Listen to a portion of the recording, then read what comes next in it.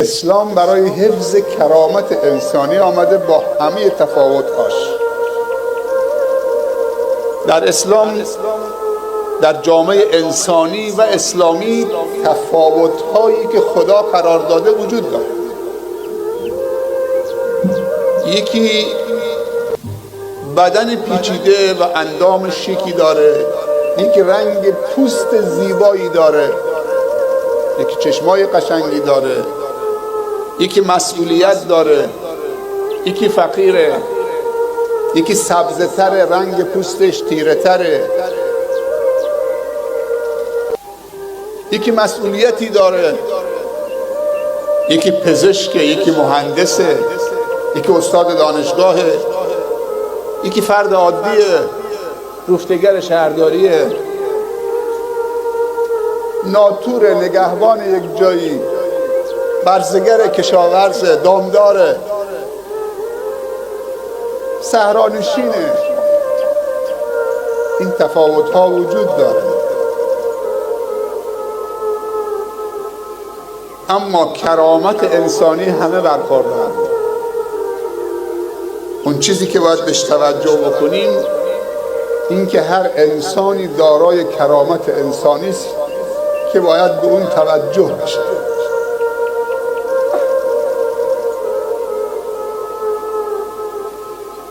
پیامبر صلی الله علیه و سلم وقتی که بین بردگان و فقرا می نشست، اگر کسی اونو نمیشناخت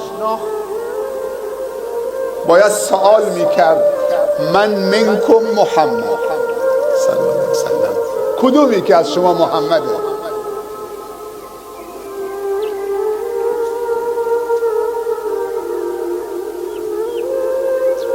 امروز اگر یکی عالم دین، حتما باید امامش این قدر باشه، عباش این قدر باشه. از دور شیخ الاسلام مشخصه.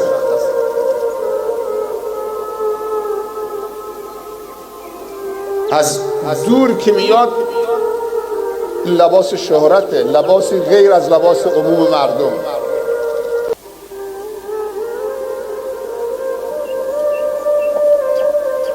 و یک واژه‌ای که امروزه در کشور ما و در جهان اسلام مصادره شده، واژه روحانیت هست. ما روحانی به کسی میگیم که درس حوزوی خونده، علوم اسلامی خونده، بعد یه لباس خاصی داره، به این میگیم روحانی. در صورتی که میشه کسی درس دینی و دروس اسلامی و علم شرعی بخونه ولی روحانی نباشه، و کسی انجینر و مهندس و پزشک باشه درس دینی نخونده باشه چه روحانی باشه. انسان سه بعد داره: بعد فکری، بعد جسمیش و بعد روحی و روانیش. در اسلام هر کسی که به روحش بپردازه و روحش رو تزکیه بکنه این روحانی است. حتی اگر امامه نداشته باشه، حتی اگر عبا نداشته باشه، حتی اگر علوم اسلامی و شرعی نخونده باشه، هر کسی به روحش بپردازه و روحش رو تزکیه بکنه این روحانی است.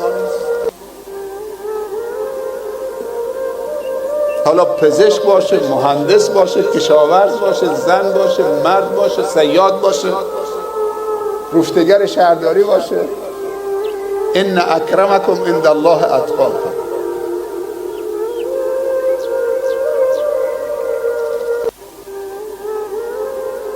فقرای مهاجرینی که از مکه با لباس تنشون هجرت کردند به خاطر حفظ ایمانشون و عقیدهشون و دینشون، رفتن به مدینه در گوشه از مسجد النبی سکویی درست کردن که اون سکو معروف به سکوی اهل صفه. 70-80 نفر از فقرای مهاجرین اونجا میموندن، شب میموندن، همونجا هم غذا میخوردن.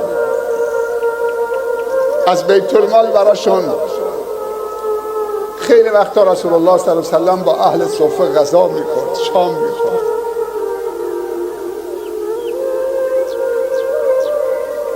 یکی از این اهل صفه ابو هریره بود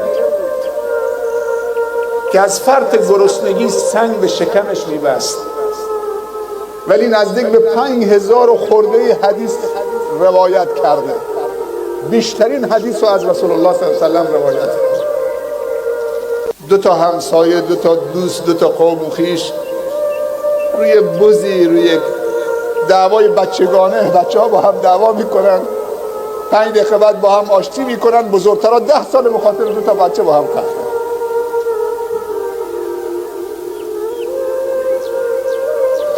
که حتی نماز 5 وقت و نماز جمعه و نماز عید هم چاره‌شون نمی‌کنه. باور بکنید نه نماز 5 وقت چاره‌شون میکنه، نه نماز جمعه هفتگی، نه نماز عید. 10 سال با هم خرن به خاطر یک کلمه. قرار نشده به هم دیگه چیزی نگیم. انسان جایز الخطاست و قرار نشده که همدیگه رو نبخشیم. این خیلی خطره.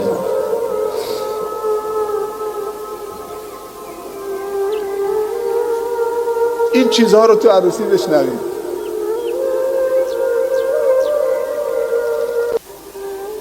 این سیرت ها،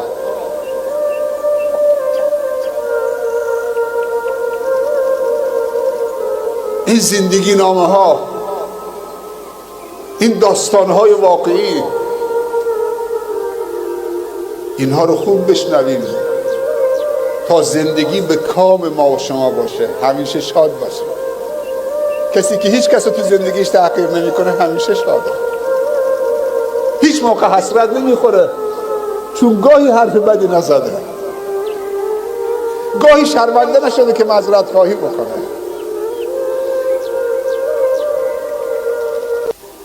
در سفر اسراء و معراج پیامبر صلی الله علیه و سلم جبرائیل پیشاپیش رسول الله حرکت میکرد. رسید بر قومی در سفر اسراء و معراجش، رسید بر قومی که قیچی دستشون بود، گوشت رانشون و بدنشون میچیدن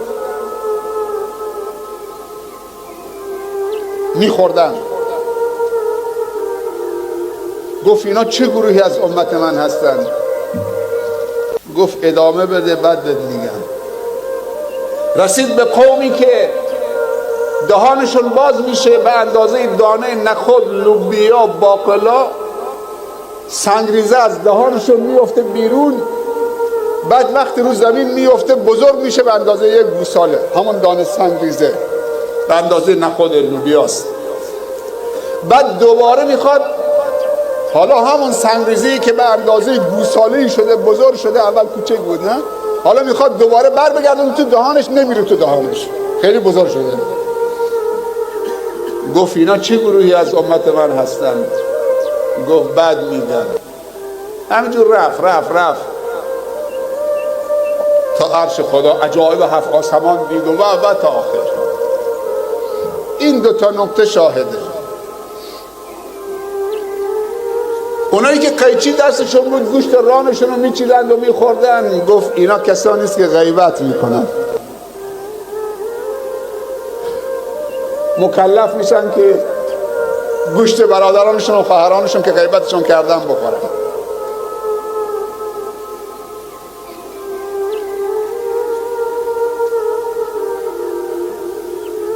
ما فکر میکنیم اگر تو جامعه همه نماز میخونن، این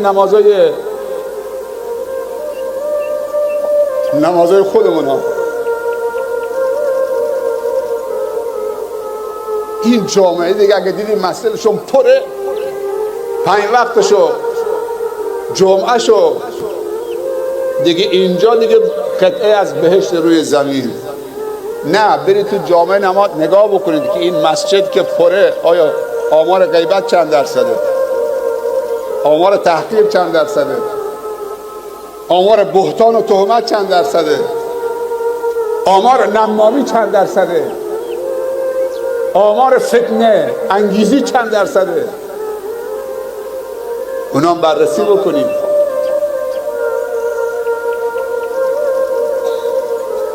اگه اینا نیست نمره نمازشون 20، چون ان الصلاة تنها عن الفحشاء و المنکر.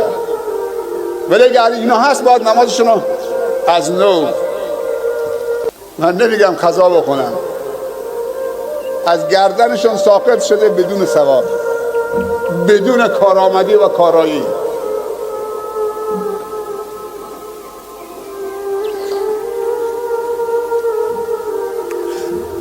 گفت اون گروه دومی که سنگریزه از دهانشون میافتاد، کوچک بود بعد بزرگ میشد به اندازه گوساله، بعد میخواستن بر بگردونن تو دهانشون نمیتونستن. اونا چه گروهی بودن از امتم؟ گفت اونا کسانی هستند که به زنها و مردای پاک دامن و عفیف بهتان و تهمت میزنن. فکر میکنن این تهمت زدن و بهتان زدن خیلی کوچکه، مثل دانه نخود و لوبیا است، به راحتی پرتش میکنن از دهانشون بیرون، یک کلمه خیلی کوچک. بعد که میفته روی زمین تو جامعه پخش میشه، آبروی طرف زیر سوال میره. امروز که دیگه فضای مجازی هست، مثل قدیم نیست. اگر کسی تو روستایی به زن پاک دامن یا مرد پاک دامن تهمت و بهتان میزدن، همون اهل روستا در جا جهانی میشه. بعد که بزرگ میشه، کل دنیا پخش میشه، طرف پشیمان میشه. اول فکر میکرد دانه ریزه به اندازه نخوده، بعد که پشیمان شد حالا میخواد اون حرفی که بزرگ شده، قبلا مثل یک دانه نخودی بود، یک سنگریزه بود، حالا میخواد بر بگردونه تو دهانش. دیگه حرف پخش شده، حالا دیگه دهانش گنجایش نداره که بر بگردونه. اگه معذرت خواهم بکنه پخش شده. اگر میخوای گناه هم بکنی، گناهی بکنی که طاقتش داشته باشی.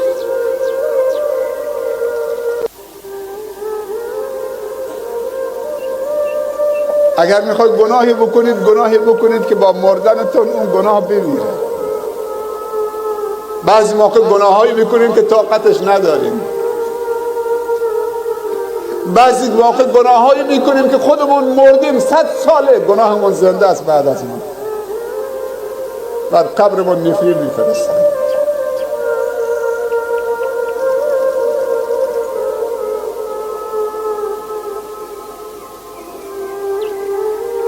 عروسی جای شادیه. چرا من این حرفا رو میزنم؟ میخوام همیشه لبخنداتون رو ببینم. جامعه‌ای که درش تحقیر نباشه، توهین نباشه، بهتان نباشه، غیبت نباشه، فتنه نباشه، نمامی و درنگ و درویی نباشه. جامعه‌ای که همش سلام و سلامتی باشه.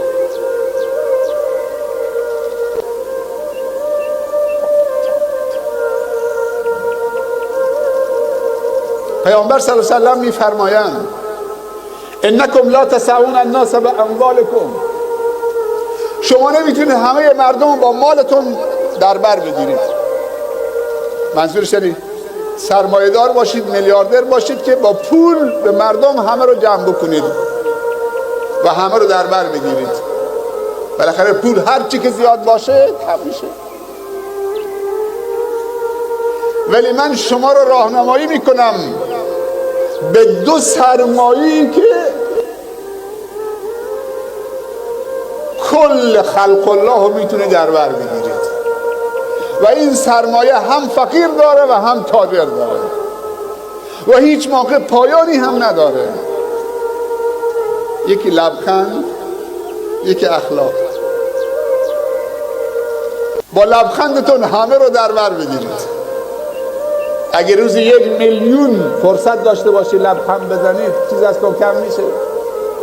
فقیر میتونه لبخند بزنه، تاجر میتونه، شاه میتونه، رعیت میتونه، بزرگ میتونه، تاجر کوچک میتونه. پیامبر میگه صلی الله علیه وسلم لبخندتون صدقه هست. این سرمایه پایدار.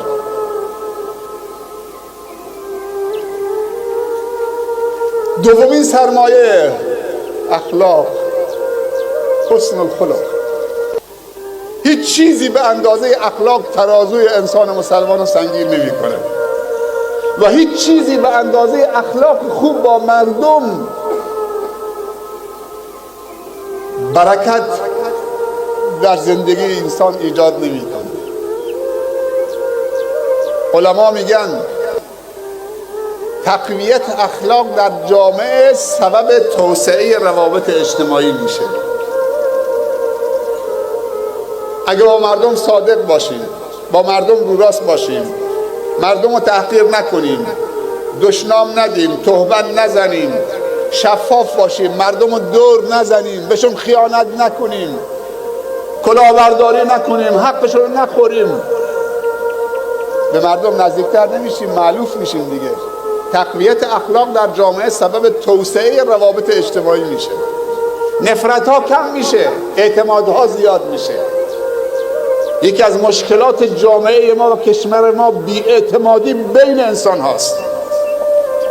بی‌اعتمادی در کشور ما به اوج رسیده، کسی به کسی اعتماد نداره.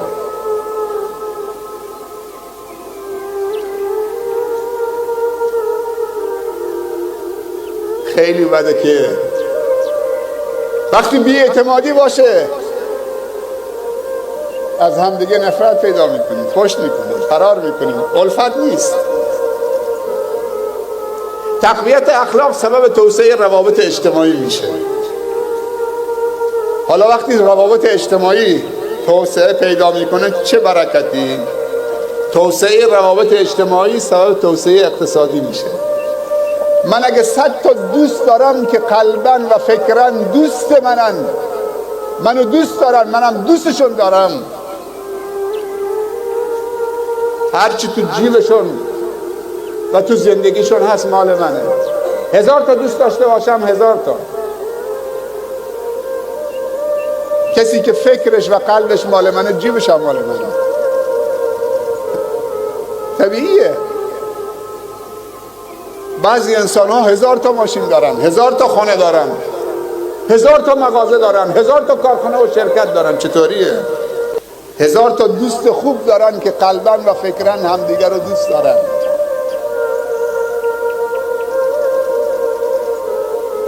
همه ظرفیت ها و امکاناتشون مال دوستشه. اینا رو به نمایش بگذاریم. این حرفا رو میذارم که پسرم و دخترم صالح که اول زندگیشونه، تشکیل اولین جشن زندگی مشترکشونه، این معانی رو تو زندگیشون به نمایش بگذارن و الگویی باشن برای پدر و مادرای نسل آینده و این فرکانس های مثبت رو به فرزندانشون منتقل بکنن.